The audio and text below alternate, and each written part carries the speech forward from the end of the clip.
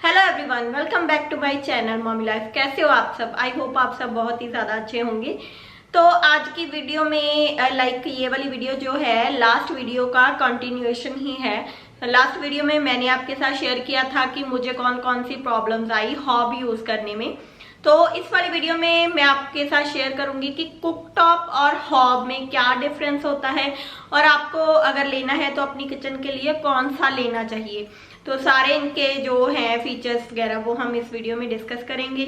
तो साथ ही डिस्क्रिप्शन में मैं अपने जो मेरे personal favourite cooktop and hob top हैं उसके जो लिंक मैं डिस्क्रिप्शन में दे दूंगी, अगर आप देखना चाहते हैं तो देख सकते हैं।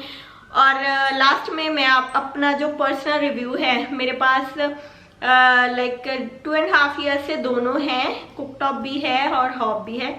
मेरा पर्सनल एक्सपीरियंस क्या है ये मैं आपको शेयर करूंगी। ओके, तो सबसे पहले स्टार्ट कर लेते हैं कुकटॉप से कि कुकटॉप होता क्या है। कुकटॉप जो होता है वो बेसिकली हमारा जो नॉर्मल ट्रेडिशनल हमारे घरों में गैस चूल्हा होता है वही होता है, उसे कुकटॉप बोलते हैं।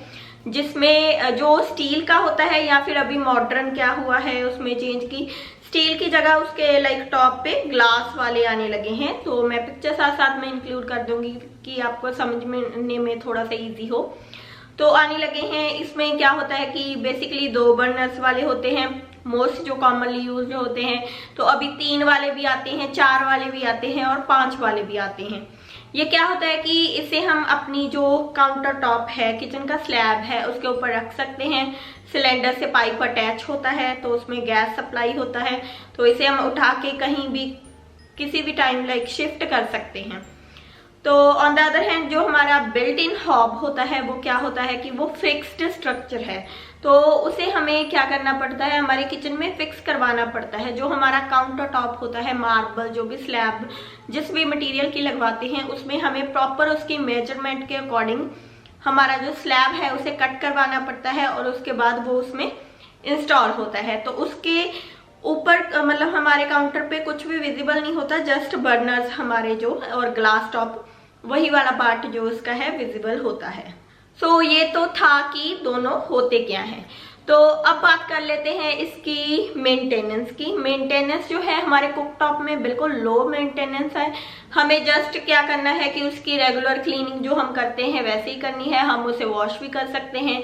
तो अगर कुछ गिर जाता है दूध वगैरह तो हम उसे उठा के इजीली क्लीन कर सकते हैं, वॉश कर सकते हैं, जैसे भी हम चाहें उसे अच्छे से साफ मेंटेन कर सकते हैं।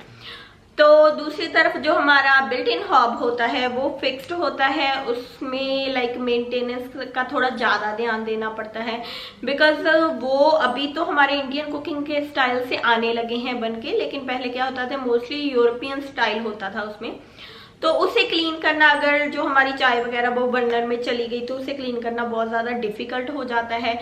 तो उसे हम उठा के ऐसे वॉश नहीं कर सकते। तो हमें बहुत ध्यान रखना पड़ता है इस बात का कि कम से कम उसमें जो भी है कुछ गिरे। सो मेंटेनेंस जो बिल्ट इन हॉब की है वो हाई है और जो कुकटॉप की है बिल्कुल लो मेंटेनेंस है। तो नेक्स्ट अगर हम बात कर लेते हैं बिल्ट इन हॉब की, वो देखने में बहुत ज़्यादा अच्छे स्लीक स्टाइलिश लगते हैं, हमारी मॉड्यूलर किचन में बड़े अच्छे लगते हैं लगे हुए। और जो हमारा कुकटॉप है वो थोड़ा सा बल्कि स्ट्रक्चर आ जाता है, ज़्यादा स्पेस ऑक्यूपाई करता है थोड़ा सा किचन में। तो ये डिफरेंस है इसकी लुक वाइज। और नेक्स्ट अगर हम शॉर्ट में इस वीडियो को निपटाएं तो मेन जो हमारा होता है कि बजट।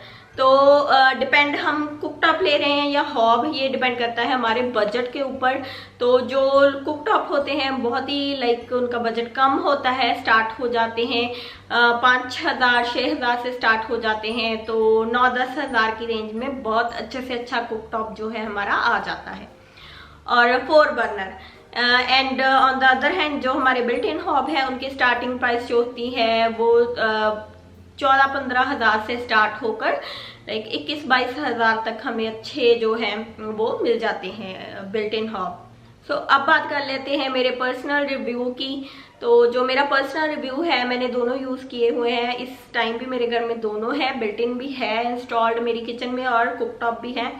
तो मुझे जो अच्छा लगता है वो है कुक टॉप, बिकॉज जो हॉब टॉप है वो बहुत ही ज़्यादा लाइक उसका हेक्टिक प्रोसेस है, तो उसमें एक तो हमें ध्यान बहुत ज़्यादा रखना पड़ता है, अगर गिर जाए तो बहुत ज़्यादा खराब, मतलब लाइक एक तो सबसे बड़ा डिफरेंस तो यही है कि अगर हमारे कुक टॉप में कुछ गिर गया तो हमें उसकी सर्विस करवाने के लिए किसी को बाहर से नहीं बुलवाना पड़ता, हम अच्छे से घर में उसे क्लीन कर सकते हैं उठा के।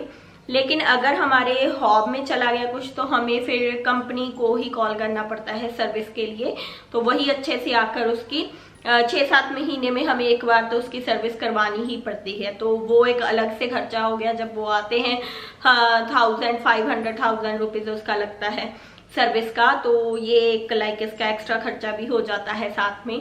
तो मुझे मेरा हॉब को लेकर बहुत ही बुरा एक्सपीरियंस है, बिकॉज हॉब ऐसी चीज है जो हमें स्लैब हम कट करवा के फिर डलवाते हैं। जो हॉब है अगर हमारा जो लाइक 2-3 साल में उसमें कुछ फॉल्ट आ जाता है, खराब हो जाता है, या फिर हमें मॉडल कभी अपग्रेड करने का मन हुआ कि अब इससे बोर हो गए हैं 2-3 साल में, तो अभी हमें मॉडल चेंज करना है, जैसे ये नई जैसी लुक अब इसकी नहीं रही, 3-4 साल बाद हमें चेंज करना है कुछ भी रीजन से, तो या अगर खराब हो गया तो हम उसे इतना इजीली चेंज नहीं कर सकते जितना इजीली हम कुक टॉप को चेंज कर सकते हैं, बिकॉज उसके लिए फिर हमें पूरा का पूरा जो काउंटर है हमारा वही चेंज करवाना पड़ेगा, तो जो नया लगे उसके अकॉर्डिंग वो फिर कटिंग होगा।